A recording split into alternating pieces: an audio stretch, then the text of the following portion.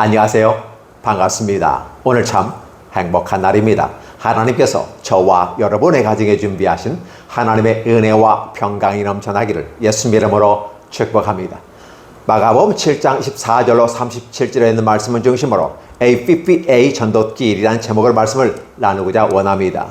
제가 APPA 전도길이라고 하는 것은 예수님께서 갈릴리에서 두로, 시돈, 데가볼리를 통해서 갈릴리로 다시 돌아온 전도 여정, 이방인의 땅에서 전도하는 과정들을 APPA 전도길로 이렇게 표현해 봅니다. 왜냐하면 지역 이름을 다 읊어댈 수가 없기 때문에 하나의 그림을 그려보면 APPA 아빠의 전도길 이렇게 전환해서 만들어 볼 수도 있습니다. 그래서 아빠 APPA죠. 그러면 전도하는 이 부분은 여전히 하나님 나라의 본질인데 이것은 하나의 피상적으로 드러난 것이 전도로 드러나지만 그 전도의 핵심이 무엇이냐라는 것을 했을 때 그건 복음이었다라고 말하는 것입니다. 사실 주님께서 바리새인과 서기관들의 공격을 받고 좀 심적인 부담을 가졌었을까? 아니면 밥 먹을 겨를도 없이 쉴 시간도 없었던 주님께서 좀 한적한 곳에 가서 쉬시려고 이렇게 갔던 것 같습니다. 그러나 주님은 우리가 알다시피 복음의 시작이었고 복음 그 자체였습니다. 복음이라는 것은 시각적 의미가 큽니다. 왜? 복된 소리니까 귀로 듣는 거다. 그래서 귀로 들으면 믿음이 생기고 믿음이 생기면 하나님의 나라가 우리에게 임하였다는 하나 외형적인 증거로 가져볼 수가 있는 것이죠. 그러나 청각적인 의미도 중요하지만 시각적 의미도 있는 것 같습니다. 마치 예수님께서는 하나님 집에 숨어 들어가서 아무도 모르게 좀 편히 간섭받지 아니하고 쉬셨으면 좋겠다는 생각을 가진 것 같습니다. 그래서 한 마을에 들어가서 집에 들어가고자 원했지만 숨길 수 없었더라. 이 숨길 수 없었다라는 말은 어떻게 돼요?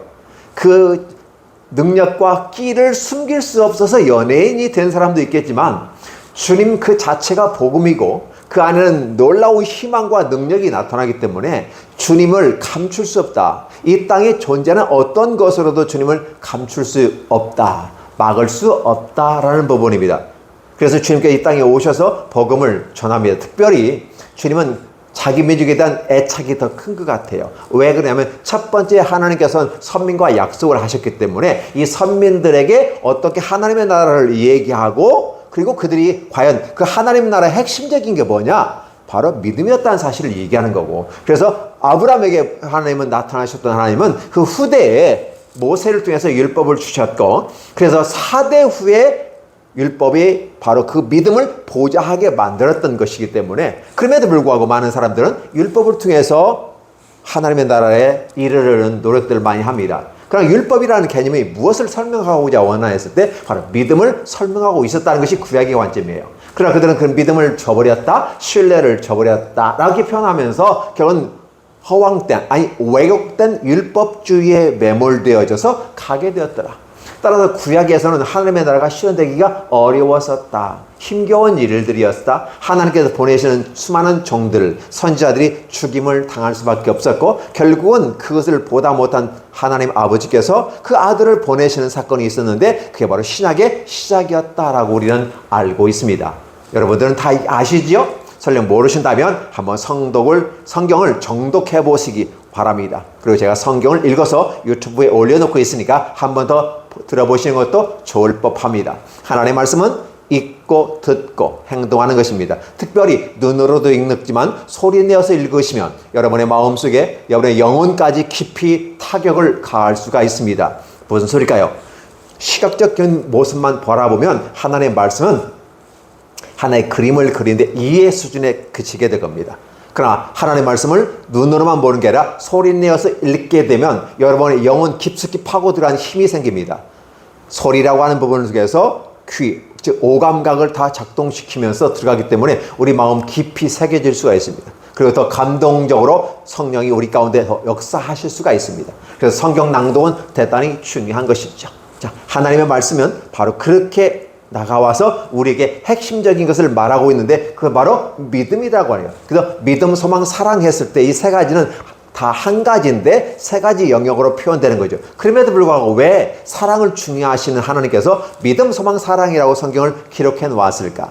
뭐 순서를 바꾸어서 한들 무슨 상관이 있겠습니까마는 반드시 믿음, 사랑, 소망이 되는 것이죠. 자, 그 믿음이라고 하는 부분을 강조합니다. 결국은 하나님 나라의 핵심은 믿음이었다. 그랬을 때 그 믿음을 모든 사람들이 받아들이는 거잖아요. 자, 믿음을 받아들이는 걸까요? 믿음 자체의 그 기능이 수용하기 있다는데, 수용, 즉 믿기 때문에 수용하게 되는 거고, 그리고 우리는 믿음을 또 다른 말로 했을 때 수용이라는 단어가 쓰여져요. 많은 사람들이 하나님의 말씀을 듣고 마음속에 받아들였을 때 비로소 믿음이 안에 쑥 하고 들어오게 되는 것입니다. 그러면 내게 들어왔는데 뭐가 있지? 라는 생각을 여러분 하게 되실 것입니다. 여러분의 마음이 받아들인 믿음은 무엇일까요? 구약에서 그렇게 언약궤를 메고 다녔는데 그 언약궤는 뭐가 있을까요? 뭐가 있어요? 모세의 두 돌판이 있고 쌍난 지팡이 있고 만나다 항아리가 있는 거 아니겠습니까? 라고 말하지만 그 자체 그 모양과 그 모습 가운데는 하나님이 이스라엘을 어떻게 사랑했는지 그 역사를 읊어보면 하나님의 사랑이었다라는 것이었습니다. 그러니까 언약궤를 뚜껑을 딱 열어보면 하나님의 사랑이 묻어나는 겁니다. 십계명이란 하나의 하나님의 말씀의 기준들을 제시하고 그 말씀을 의지하라, 그 말씀을 기준 삼아라 라는 부분이었습니다. 그리고 아울러 이 땅을 삶을 살아갈 때 우리가 먹고 마시는 거 필요하기 때문에 만나를 당하면 항아리를 주셨고, 그리고 아론의 쌍난 지팡이를 통해서 하나님의 인도하심이 어떠한 건지, 죽은 자도 살리시고 지팡이를 꽃 피우게 열매 맺는 그 모습 가운데 사용하시는 하나님은 오늘 저와 여러분도 사용하신다고 하는 연약하고 부족하고 내버려진 막대기 같은 존재임에도 불구하고 바로 쓰임받을 때 그래서 꽃이 피고 열매가 맺힌다라는 의미로 해석해 볼 수도 있기 때문에 그렇습니다. 따라서 언약궤라고 하는 부분은 바로 믿음으로 우리가 받아들일 수 있다면 그 안에 뭐가 있다? 하나님의 사랑이 있다라는 것입니다. 약을 먹었을 때 캡슐에다가 약을 담죠. 그래서 우리는 약을 먹지만 캡슐을 먹는 거죠. 그러면 약은 우리 안에서 캡슐을 녹여버리고 결국은 역사하게 돼서 우리 몸의 기능이 회복되는 것처럼 우리가 가지고 있는 이 믿음의 캡슐을 딱 녹아내려버리면 그 믿음은 결국은 녹아내리는 것입니다. 무엇을 드러내려고, 무엇을 나타내려고, 사랑을 드러내고 나타내려고. 예수께서도 이 땅에 육체를 가지고 오셨어요. 근데 그 육체가 십자가에 찢어지는 순간에 하나님의 사랑이 푹 하고 터져나오는 것입니다. 그 푹 터져나오는 그것이 바로 보혈의 피였고 우리를 사랑했던 빨간 징표가 보혈의 피였던 것이죠. 그래서 우리는 그 보혈의 피를 의지하세요 이렇게 얘기하는 거죠. 결국은 그 의지한다는 건 뭘까? 아까 구약에서의 말씀들의 규칙과 규례를 준 이 십계명의 두 돌판에 하나님의 율법입니다. 왜곡된 인간의 율법이 아닌 하나님께서 십계명을 통해 준 율법, 이것을 온전히 드러내는 것이 바로 사랑이었다라고 말하며 해라 하지 마라라고 말하는 모든 것의 주체 자체도 사랑이었다는 것입니다. 그러니까 하라와 하지 말라의 두 가지로 나누는 것이 아니라 사랑을 하니까 해야 될 것은 하고 하지 말아야 될 것은 하지 말아라는 것이 기본입니다. 그러나 인간의 모습 속에서는 왜 하라와 하지 말로 이렇게 통제를 하게 됩니까? 왜 강제성을 가지고 우리에게 그렇게 겁박하십니까? 라고 받아들이는 사람도 있더라는 것입니다. 여러분들은 그게 겁박으로 들립니까? 저는 그렇게 들리지 않습니다. 십계명의 말씀은 사랑을 하면 해야 될 것은 하고 하지 말아야 될 건 하지 말아야 된다는 기준입니다. 그럼에도 불구하고 정확히 인간의 가장 핵심적인 부분들을 콕콕콕 집어서 10가지를 제시하고 하나님을 사랑하고 이웃사랑이란 두 가지 맥락 속에서 이해를 하게 한 다음에 10가지 영역 속에서 우리에게 말씀을 해주시는 것이 하나님의 십계명이었습니다. 이 얼마나 위대한 하나님의 사랑이었습니까? 이렇게 섬세하게 주시는 분 누가 주실 수 있겠는가? 하나님만이 주시는 것이고 그 하나님이 주신 이 모든 것을 사랑으로 받는다면 그 또한 아름다움이 아닌가? 오늘 사랑을 하면 예뻐지게 됩니다. 사랑을 하면 인생이 달라집니다. 사랑을 하면 달라지고 싶지 않아도 달라집니다. 왜 그럴까요? 한 사랑하는 사람 앞에서 그 사람에게 내가 최고의 모습으로 보이고 가장 예쁘고 아름답게 단아한 모습으로 보이고 멋지게 보이기 위해서 달라지게 되는 것입니다. 남자는 여자 앞에서 아름답게, 그죠? 여자는 남자 앞에서 더 예뻐지게 달라지는 것이 사랑입니다. 오늘 우리는 하나님 앞에서 얼마만큼 예뻐지려고 하십니까? 값비싼 옷을 입고 와서 예배드리는 것이 중요한 게 아니라 깨끗한 옷을 갈아입고 단정하게 하나님을 사랑하고만 왔다면 그 자체 내에서 묻어나는 아름다운 빛이 있지 않을까요? 여러분의 사랑이 어떤 것에 의해서 숨겨집니까? 명품에 의해서 여러분의 사랑이 드러나고 안 드러납니까? 명품을 입고 왔을 때만이 여러분의 사랑이 드러난다고 생각합니까? 아니어도 좋습니다. 여러분의 삶의 일상의 모든 것을 중에서라도 여러분의 사랑이 있으면 그대로 다 묻어나기를 원합니다. 주님이 바로 그렇게 한 삶을 살았다는 것이죠. 그러다 보니까 바로 이방인 지역에서의 기적들이 나타나게 되고 오늘 두 가지 기적이 나타납니다. 한 기적은 헬라 지역에 있는 그릭에서 스르보니에게 족속에 한 귀신 들린 딸을 둔 여인의 믿음이고, 또 많은 사람들이 귀먹고 말이 어둔한 사람을 데리고 오므로써 안수해 주시기를 간절히 간구하는 모습들. 우리는 주님 앞에 나아갈 때 어떤 모습일까요?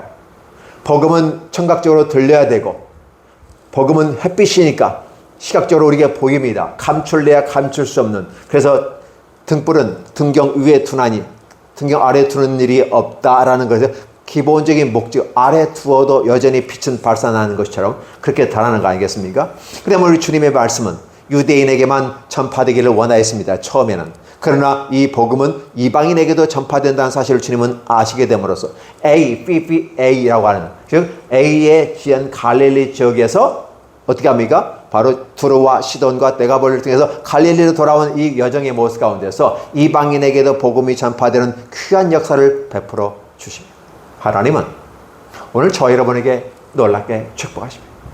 단지 구약적 관점에서 이스라엘과 첫 번째 약속을 했기 때문에, 그리고 그 선민을 통해서 이방인을 구원하려고 하는 하나님의 위대한 역사를 바로 인간들이 캐치하지 못하고 이해하지 못하고 수용하지 못해서 이방인은 떨거지로 던져버리고 사람 취급하지 않고 오직 유대인만이 하나님 백성으로 선민이라는 이름을 갖고 갑니다. 지금도 그렇게 생각하는 사람이 있습니까? 예, 유대교주자는 지금도 그런 생각을 갖고 있는 것 같습니다. 그래서 아직 메시아가 오지 않았다고 저들은 얘기하고 헛된 것을 잡아가려고 노력하고 있습니다. 그렇기 때문에 주님께서는 유대교를 선택하지 아니하시고 유대교에서 벗어나서 지역적인 종교에서 벗어나서 전 세계의 인류가 함께 믿을 수 있는 기독교로서의 태동을 예수 그리스도께서 새롭게 펼쳐 가시는 것입니다. 그 시발점이 바로 여기입니다. 투로로, 즉 이스라엘 북쪽에 있는, 저쪽에 있는, 북서쪽에 있는 그 투로로 가서 복음을 전하게 됩니다. 사실 복음을 전하려고 한 건 아니었죠. 쉬려고 간 것인데, 그러다 보니까 계속 많은 사람들이 몰려오게 되고 밀려서 돌아다 보니까 자연스럽게 외국을 경유하고 먼 이방을 경유하면서 다시 예루살렘으로 돌아오면서 그 땅에도 복음이 전파되는 걸 보면서, 아, 하나님의 계획이 유대인만을 위한 계획이 아니었구나. 하나님은 유대인에게 중심으로 계획을 통해서 하나님의 선민에게 하나님의 사랑을 얘기하고 믿음을 얘기하려고 했지만 그들은 그 사랑을 박차버리고 신뢰를 깨부셨다. 그래서 약속을 파기했다. 그래서 하나님은 그것을 이방인에게 동일하게 제공해 주심으로써 그들이 얼마만큼 기뻐하며 즐거워하며 신뢰를 쌓아가고 사랑을 쌓아가는지, 그래서 어화둥둥 내 사랑, 어화둥둥 내 사랑, 이렇게 좋을 수가 있다니, 와, 놀랍다. 마가복음을 보면서 늘 느끼는 것은 와, 놀랍더라, 이런 표현을 쓰게 됩니다. 이러한 표현들이 저들의 삶의 모습에 드러나요. 그럼 마가복음은 이방인들에게 복음을 전하는 거예요. 로마인들에게 전하는 거예요. 성질이 급한 로마 군인들에게 전하는 것입니다. 그러다 보니까 하나님은 예수 그리스도를 통해서 종의 복음으로 표현해 있고 송아지 복음으로 표현되고 있는 것입니다. 이러한 모습 가운데 이제 이 종이 어떻게 복음을 이방인들에게 전하는지를 표현해 줍니다. 그래서 그들은 빛 대신 예수 그리스도 앞에 무릎을 꿇고, 그래서 궁극적인 것은, 기독교의 궁극적인 것은 바로 하나님이 아담과 하와를 창조하셨다, 사람을 창조하시고 그들에게 복을 주셨다라고 했을 때, 그 발라크라는 말을 우리 목사님이 원어를 가지고 얘기해 주셨어요. 바로 그 부분은 바로 무릎을 꿇다라는 부분이에요. 그러니까 하나님이 인간에게 복을 주신 것은 왜 어떤 식의 어떠한 방식으로 복을 주시냐면, 죄를 짓고 에덴 동산에 쫓겨난 그들이란 말이에요. 그렇죠? 근데 그 쫓겨난 후에 어떤 모습으로 새로운 복음의 길을 제시했는데, 결국은 창조된 인간의 모습을 보면 너는 창조자인 너를 창조하신 하나님을 기억하라고 하는 것. 그리고 그 앞에서 경배하라고 하는 것. 경배라는 개념은 서서도 경배할 수 있습니다만 무릎을 꿇고 경배하는 겁니다. 이 말은 나는 낮아지는 자로 겸손한 자로서 흙에서 왔으니 흙으로 돌아가는 것처럼 겸손한 자의 모습으로 돌아가서 하나님이 경배하는 그 무릎을 꿇는 것입니다. 그리고 신학적인 관점에서 말하면 회개한다는 말이고 천국에 들어가는 방법은 회개하는 겁니다. 왜곡된 율법을 지켜 나아가면서 천국에 가는 법은 없습니다. 그건 천국을 스스로 막습니다. 그래서 어느 종교가 무슨 얘기를 하든지 간에 어떠한 말을 하든지 간에 속지 마시기 바랍니다. 하나님의 나라는 무릎을 꿇고 회개하는 모습, 외형적인 겁니다. 내면에서는 그 마음을 통해 자복하며 어찌할꼬 나의 믿음이 없음을 불쌍히 여겨 주옵소서 라고 외치는 그 외마디의 소리를 주님이 들으시고 천국문을 활짝 열어놓으시고 내 죄사함을 받았느니라.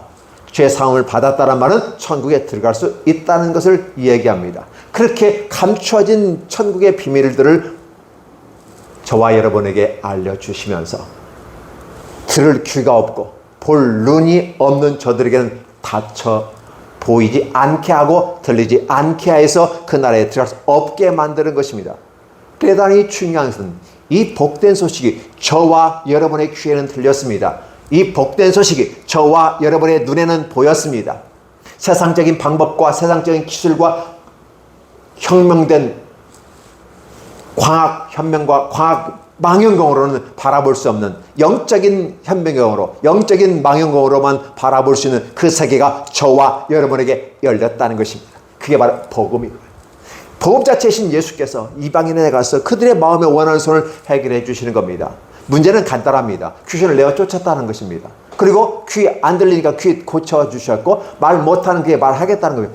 내용은 간단합니다. 문제는 뭐냐면 그런 기적의 역사와 능력이 나타날 때 그걸 기적을 우리가 미라클이라는 말을 쓰잖아요. 미라클 사인이라면 이 기적을 통해서 뭔가를 보여주고 하는 것을 우리는 이적이라고 표현합니다. 자, 그렇다면 바로 예수께서 귀신을 내어 쫓는 이 사건들, 그다음에 귀를 듣게 하고 언어를 표현해서 분명하게 플레인이 정확하게 분명하게 말하게 하는 이 놀라운 축복의 역사가 있는 것은 바로 믿음의 모습이었다는 것입니다. 기억하십시오. 뭘?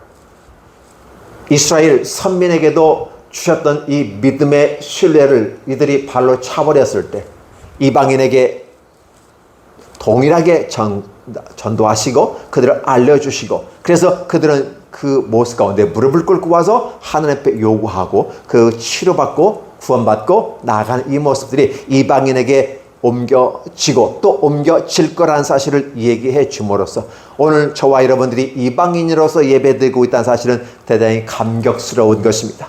하나님은 오늘 이방인들이 기뻐하며 즐거워하기 원합니다. 복음이 전파됩니다. 유대인들은 예수 그리스도를 인정하지 않습니다. 아직 메시아가 오지 않았다고 말합니다. 앞으로 오실 메시아를 바라봅니다. 그러나 메시아 예수 그리스도는 이미 오셨고 그분이 저와 여러분들에게 복음 전해주는 이 복음의 모습들, 하나님의 나라들, 그 핵심 주제가 믿음인데 믿음을 가지고 가는 사람들의 행복한 삶들을 바라봅니다. 기뻐 즐거워하며 행복해하는 모습들입니다. 사실 이 땅에 현재하는 모든 문제가 해결되어서 기뻐하는 것은 아니란 사실을 여러분 알 것입니다. 예수 믿으면 기뻐합니다. 행복합니다. 라고 말했을 때 어떤 분들은 저항을 합니다. 예수만 믿으면 다 행복하다는 말인가? 라는 말입니다. 예수 믿어도 행복하지 않던데요? 라고 말하는 것입니다. 맞습니다. 이 땅의 문제는 해결되지 않았을 수도 있어요. 그러나 예수 그리스도가 우리에게 오시면 우리의 심령이 바뀌고 변화됩니다. 현실은 그렇지 않아도 어떤 결과에 의해서 그러니까 행복하가 아니라 그럼에도 불구하고 행복하다라고 우리는 말할 수 있는 것입니다. 과연 문제가 해결되지 않는데 행복하다고 말하는 건 미친놈 아니면 정상적인 것입니다. 미친놈이라고 하는 것은 현실적인 부분에서 이해할 수 없기 때문에 미친놈을 욕하는 겁니다. 그러나 정상적인, 극히 정상적인 것은 바로 하나님의 나라가 온 것입니다. 하나님의 나라는 보이기도 하고 보이지도 않지만 하나님은 주는 자와 받는 자 외에는 그 하나님의 나라의 맛을 느낄 수 없게 만듭니다. 이 무더운 시절에 시원한 사이다 한 잔이 우리의 갈증을 해결하는 시원함의 상징이 되는 것이죠. 자, 하나님의 나라가 우리에게 임하면 그렇게 시원한 사이다처럼 우리에게 다가오게 됩니다. 여러분의 인생이 행복해질 수 있는 것입니다. 내 삶의 환경과 여건이 변화되지 않았음에도 불구하고 절망 가운데 있음에도 불구하고 그럼에도 불구하고 우리 하나님 우리에게 오심으로 희망이 보이게 되고 새로운 데스티네이션, 우리의 최종 파이널 데스티네이션, 최종 정착지에서 주님께서 우리에게서 어서 오라, 어서 와, 수고했어 하고 거기서 기다리는 주님을 바라보니까 오늘 여기서 힘들고 어려워도 우리는 달려갈 수 있습니다. 왜? 넘어지고 자빠져도 갑니다. 한 조각 심장만 남더라도 가야 됩니다. 이병기 시인의 현대 고시에 보면 한 조각 심장만 남더라도 고지가 저기인데 가야만 한다. 예, 맞습니다. 손과 발이 없습니다. 맞습니다. 장애를 겪을 수 있습니다. 다른 건 다 분실될 수 있습니다. 그러나 심장, 생명력이죠. 믿음의 생명력만 남아있더라도 심장 한 조각만이라도 팔딱거림으로 말미암아 마치 물고기가 팔딱거리면서 육체 가운데 헤매지만은 여전히 그 팔딱거림이 그의 살아있음을 상징하는 것입니다. 우리의 믿음, 팔딱거림의 역사가 필요하지 않을까요? 오늘 주 예수 그리스도를 향해서 달려가는 이 여인들의 모습, 그리고 많은 사람들이 이 귀 먹고 말이 어눌한 자를 데려와서 안수하여 주시기를 간절히 원하는 저들의 간절함으로 말미암아 주님께 다가오는 모습, 예, 이것이 바로 믿음입니다. 날씨가 덥습니까? 그래서 오늘 예배드리지 못했습니까? 오늘 이 자리에 참석하지 못했습니까? 예, 그렇다면 유튜브를 통해서 전달되는 이 말씀이라도 들으십시오. 여러분의 믿음이 그 상태에서 오지 못했다면 그거라도 들으십시오. 그러나 여러분이 더 원하는 모습은 현장에 가서 직접 그 현장에서 예수님과 만나 예배하시기 바랍니다. 그분을 찬양하시기 바랍니다. 여러분들은 그렇게 찬양할 수 없을는지도 모릅니다. 왜 그런가 아십니까? 믿음이 그만큼 오지 않았고 마음에 닿지 않았기 때문입니다. 여러분이 그렇게 필요를 느끼지 못할 수도 있는 것입니다. 안타까운 일입니다. 그러나 저는 여러분들이 이렇게 되기를 원합니다. 여러분이 하나님을 사랑하기 원합니다. 그리고 그 사랑함의 앞에서 내가 예뻐져. 사랑을 하면은 예뻐져요. 남자도 예뻐지고 여자도 예뻐집니다. 여자는 더 예뻐지고 남자는 더 멋있어집니다. 여성성과 남성성이 발달을 하게 되므로 두 남성의 여성이 만나게 되어 조화로운 하나의 하나가 되는 모습이 아름답기 때문에 그렇게 예뻐질 수 있다는 것입니다. 그래서 조화가 됐다니 멋있습니다. 남자와 남자로, 여자와 여자로 하나가 되는 건 원치 않습니다. 비성경적이고 하나님이 금하시는 것입니다. 남자가 여자가 만나서 서로 좋아하며 아름답게 꽃 피워줄 때 새 생명이 탄생하고 새로운 세계가 꽃피는 것처럼 그렇게 열매가 맺혀지게 됩니다. 그렇다면 하나님 나라에서의 새 생명이 탄생하는 건 뭘까요? 분명히 어떤 결혼해서 뭐가 아기가 나온다는 이러한 육체적인 관계 속에서 생명을, 행복을 얘기할 수 있지만 하나님의 나라에서는 육체 관계의 어떤 것에서 아기가 탄생되는 게 아니라 바로 믿음이 탄생된다는 걸 얘기합니다. 예수님을 만났을 때 신부되는 많은 선택된 선민이든지 이방인이든지 누구든지 예수님을 신랑으로 모시고 오는 모든 신부들은 예수님과 만났을 때 하나의 새로운 생명체가 탄생되는데 그게 바로 믿음이라고 하는 것입니다. 두 여인이, 두 남녀가, 한 부부가 만나서 서로 사랑을 하고 새 생명을 낳게 되는 것입니다.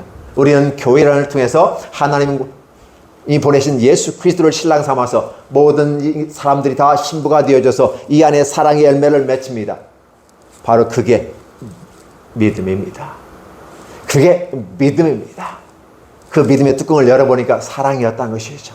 그래서 두 남녀가 또 다른 믿음을 통해 사랑이 전수되어지고 그 사랑을 받는 그 자녀들이 또 다른 자녀들을 낳고 또 전수하고 언제까지? 메시아 오실 때까지 그렇게 살아남으라고 주님은 저와 여러분에게 말씀하셨습니다. 그리고 우리는 이렇게 살아왔고 그 살아오는 과정 속에서 우리의 선배들, 그렇죠? 2000년 그 전에 바로 메시아 예수 그리스도 오셔서 앞으로 오실 메시아, 구약에서는 앞으로 오실 메시아를 얘기하지만 우리는 오신 메시아를 바라보면서 그렇게 구약부터 오셨고 우리 가운데 복음이 전파되어지는 이 놀라운 축복의 현장 속에 있다는 사실, 너무 감격스럽고 너무 고맙고 황홀함이 표출되는 것입니다. 오늘 저와 여러분들이 주 예수 그리스도 앞에서 무엇을 얻고자 하십니까? 무엇을 얻어가고자 합니까? 교회 와서 무엇을 가져가기를 원하십니까? 교회는 가져갈 게 없어요. 세상적인 것이 아니기 때문에 그렇어요. 우리가 하나님의 나라에 와서 가져갈 게 하나 있다면, 교회에 와서 가져갈 게 있다면 이 의자 가져가겠어요? 이 컴퓨터 가져가겠어요? 가져가봤자 중고에 불과한 것이지요. 교회에서 가져가야 될 것, 유일하게 가져갈 것입니다. 바로 믿음이었습니다. 예수님과 이방인 여인이 만났습니다. 결혼의 모습을 사람들이 쉽게 이야기해서 결혼이라는 제도를 두지만 하나님의 나라에서는 시집가고 장가가는 것이 없다고 그랬어요. 그렇기 때문에 누구든지 예수님을 만나고 주님을 사랑하면 하나의 부부가 됩니다. 예수님의 신랑으로서, 모든 남녀들은 다 신부로서, 모든 인류가 다 신부로서 예수님과 혼인잔치를 맺게 되고 기쁨의 잔치에 들어가게 됩니다. 그게 핵심이 뭐다? 믿음이었다라는 것입니다. 그러나 그 믿음은 시험 받습니다. 바로 헬라인이었고 수르보니에게 여인이 자기 딸을 고쳐달라고 했을 때 주님은 냉철하게 시험을 합니다. 엄격하게 시험합니다. 나는 이방인이 아니라 유태인에게 사랑을, 그 자녀들을 위해서 왔다. 그래서 그들이 먹는 떡을 걔들에게 던져줄 수 없었다. 너에게 치료해 줄 수가 없어. 귀신을 내어 쫓아줄 수 없어. 라고 모욕적인 발언을 하면서까지도 주님은 거절하는 것처럼 보였습니다. 그런데 말입니다. 이 여인은 올소이다. 맞습니다. 당신과 나 사이에 아무것도 없지만 관계를 맺자면 내가 당신이 말한 대로 개와 똑같은 존재를 한다 할지라도 이 개도 주인의 상에서 부스러기가 떨어지므로 그걸 먹고 살아갑니다. 우리는 하나의 공동체입니다. 이렇게 이야기하면서 개도 부스러기는 먹고 사니까 당신의 나라에 부스러기라도 좀 주십시오.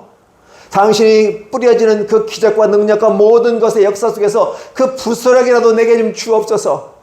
간절히 원하는 이방 여인의 그 목소리는 주님의 마음을 울리게 됩니다. 주님은 더 냉정하게 말합니다. 이렇게 말하죠. 딸아, 평안히 가라. 이 말을 누구한테 줬습니까? 유대인 여인에게 주었어요. 이방인 여인에게는 가라. 귀신이 나갔다. 단순하게 아주 냉몰차게 치료해 줬으니까 지금 폼도 나고 지금 생색도 내고 하면 좋지 않았겠어요? 그런데 그 여인에게 가라. 귀신 나갔다. 한마디예요. 그러면 그 여인이 기분 나빠서 말 좀 이쁘게 하면 안 돼요? 이렇게 따지고 들 수 있을 정도의 분위기예요. 그런데 그 여인은 그 말 믿고 갔다는 겁니다. 여러분 기억해 주세요. 이방인 여인이 그렇게 무시당하면서도 한 가지 희망이 있던 것은 믿음을 걸고 믿음을 붙잡고 갔기 때문에 그럽니다. 그리고 말씀하실 때 그 말씀을 믿고 갔다는 거죠. 핵심 포인트가 바로 거기에 있어요. 하나님의 나라는 결국은 믿음이었다는 사실입니다. 신약에서 말하는 것은 믿음이었고 구약에서도 믿음을 얘기했는데 유대인들이 발로 차버렸던 것이죠. Against the law, 하나님을 저항해버렸습니다. 믿음을 차버리면서. 그러나 이방인들은 그 믿음을 수용하고 더욱더 간절히 원함으로써 이방인들의 꽃이 피고 행복이 펼쳐지는 모습을 통해서 주님께서는 나중에 이들이 잘 되는 모습을 통해서 유대인들이 시기나게 하려고 한다는 성경의 말씀 가운데 총체적인 선민과 이방인 전체를 구원하고자 하는 하나님의 계획을 저와 여러분에게 알려주신 겁니다. 마가복음은, 즉 마가는 이 7장 마지막 세 번째 부분에서 바로 이것을 얘기하고 있습니다. 한 여인뿐만 아니라 다수의 많은 사람들이 귀먹고 말이 어눌한 사람을 데리고 와서 치료해 주실 간절히 원하는 그 모습 가운데 주님은 그들을 치료해 주셨습니다. 때론 말로, 때론 어떤 행동을 통해서, 말로 하든 행동을 하든 주님께는 아무 상관이 없어요. 왜냐? 하나님 그 자체가 능력이기 때문에 그가 원하시면, 당신이 원하시면 나를 깨끗하게 하실 수 있나이다. 아무것도 하죠. 내가 원하노니 깨끗하라. 말 한마디에 됐습니다. 왜 그럴까요? 우리 하나님은 말씀으로 천지를 창조하셨습니다. 구약에서의 하나님이 태초를 창조하셨다. 어떻게 창조했는지 우리는 궁금했습니다. 요한복음에 가니까 그분은 말씀으로 태초를 창조했다고 말합니다. 따라서 오늘 저와 여러분들에게 하나님은 말씀으로 주시는 것이며 The Word예요. 그래서 우리는 그 Read the Word, 그죠? 책을 읽습니다. 말씀을 읽습니다. 그죠? 읽어야 됩니다. 묵상해야 됩니다. 되씹어야 됩니다. 되새김질해야 됩니다. 이러한 것을 왜 하라고 하는가? 말씀 그 자체인 것입니다. 그래서 말이라고 하는 것, 특별히 기독교는 말을 잘해요. 목사들은 말을 더 잘하겠지요. 왜 그럴까요? 왜? 말을 통해서. 이 말이라고 하는 것은 내 안에 있는 믿음을 표현하는 게 말이에요. 말로 표현하고 말로 표현한 것을 행동으로 옮기게 되고 그 행동이 반복을 통해서 습관이 되어지고 습관이 된 모습은 나중에 문화가 되어집니다. 그렇죠? 멋있게 산 사람들은 문화뿐만 아니라 문화재로서 남는다고 말씀을 드린 바가 있습니다. 그렇게 멋있게 살아가는 것입니다.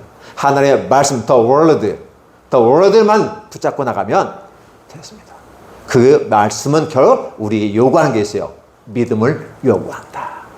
그러면 이 믿음을 가지고 가면 대박 나는 것이고, 믿음이 없으면 쪽박 차는 것입니다.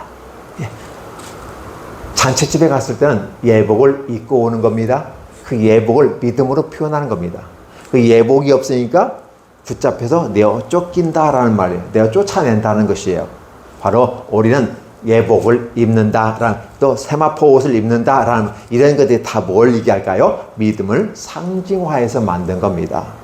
잔치집에 예복이 없어서 쫓겨난다? 자, 하나님의 나라에서 믿음이 없어 쫓겨나는 것이에요. 믿음이 없이는 그 나라 들어갈 수 없기 때문에 쫓아내는 것입니다. 아니, 가난한데 깨끗하게 옷 빨아입고 왔는데 예복 안 입고 왔다고 쫓아낸다고 말이 되나요? 어떤 분이 이렇게 얘기하시더라고요. 바로 그 예복은 믿음을 상징하는 것입니다. 그래서 하나님의 나라는 믿음이 없으면 결코 들어올 수 없다. 설령 뭐가 실수해서 오작동되어서 들어올 수 있지만 붙잡혀서 쫓겨나간다라는 걸 얘기했죠. 그러면 그 정도까지 얘기했으면 알아들어야 하지 않을까요? 자, 여러분 모두가 말씀을 잘 이해하셨으면 좋겠습니다. 이 무더기 속에서 이 말씀을 끝까지 들어주셔서 감사드립니다. 하나님의 나라는 바로 믿음의 역사다. 그리고 믿음은 결국은 우리가 하나님과 하나 되어졌다, 하나님과 결혼했다는 증표가 믿음이다. 따라서 오늘 저와 여러분에게 요구하는 것은 하나님의 믿음은 대단히 중요한 거다. 이 믿음을 소중히 여기지 않는 에서는 팥죽 한 것에 장자의 명분을 팔아버릴 정도로 어리석은 자가 되어졌습니다. 그러나 그것을 팥죽 한 것이라도 팔아서 그 장자의 명분을 받으려고 하는 이 야곱은 축복된 반열에 들어갔습니다. 형님 거 팔아서 형님을 속였다고 말하기도 하고 사기꾼이라고 말하지만 사기꾼이 아니잖아요. 정당하게 계약 조건에 의해서 움직인 게 야곱이었어요. 어떻게 야곱이 그렇게 사기꾼입니까? 형님 발 뒤꿈치를 잡고 나왔다고 그렇게 사기꾼이라고 몰아갈 수는 없어요. 분명히 야곱은 이것은 내가 끓인 것이고, 원래 형제니까 줄 수도 있지만 그냥 내게 파소서, 정당한 계약에 있어서. 그리고 그 에서가 하는 말이 있어요. 이것이 내가 배고픈데 무슨 의미가 있겠느냐? 허접것없는, 나에게 필요 없는 명분뿐인 걸 가져가라. 그걸 팥죽을 먹었습니다. 그렇게 선택했기 때문에 야곱을 뭐라고 할 수 없어요. 우리는 그래서 야곱이 멋있는 사람이 되는 것입니다. 오히려 예세가 경박한 사람이고 가치를 모르는 개, 돼지 같은 모습이 있다라고 표현해 볼 수 있는 거예요. 그럼 너는 무엇을 선택할 것인가라는 질문을 해보는 것이죠. 따라서 여러분 기억해 주시기 바랍니다. 믿음이 그만큼 소중하다는 걸 강조하고 여러분의 삶의 현장 속에서 그걸 요구하시는 하나님의 음성을 반드시 기억하셨으면 좋겠습니다. 그리하였을 때 놀라운 축복의 역사가 여러분에게 나타날 것입니다. 그렇게 되기를 예수님 이름으로 축원합니다. 기도합니다. 하나님 고맙습니다.